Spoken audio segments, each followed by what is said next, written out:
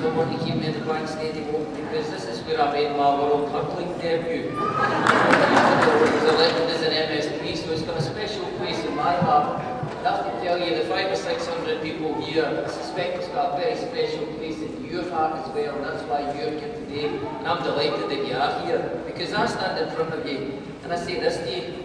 I want to see investment in all the sporting facilities in this city. I want youngsters to have the chance to become world champions. I want youngsters the chance to keep fit. I want youngsters to have access to facilities more and more and more in their life. And as well as the sheet that you put out, I tell you this, you've got 3 campaign aims on the leaflet in front of you with the March and the 30th.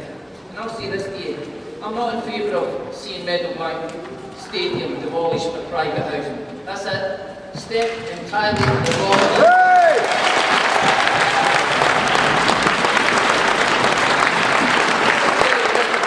I'm no Luddite. I don't want to just keep things as they are.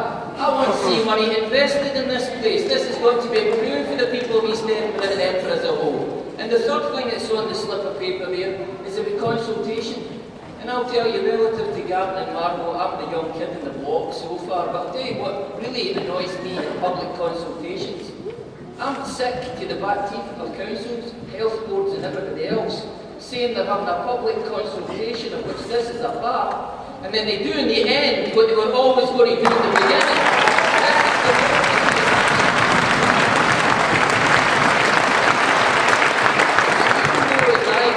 They get things through from the council, the glossy newspapers, and Donald and the colleagues in the run the city are forever telling us what a rich city this is, how wealthy it is, how successful we are, how there's a labour shortage.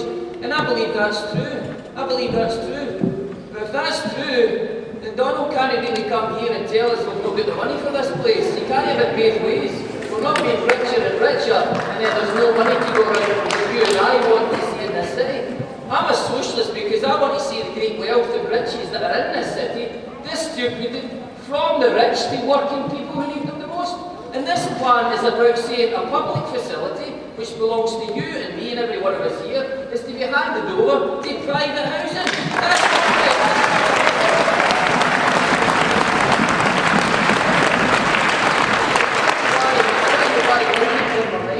Last Friday, I had the great privilege to attend in Dalkeith, Woodburn and Dalkeith.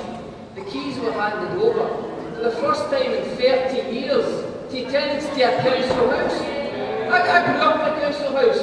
If you're under 30, you don't know what one is. The first time in 30 years a council house being built in Scotland.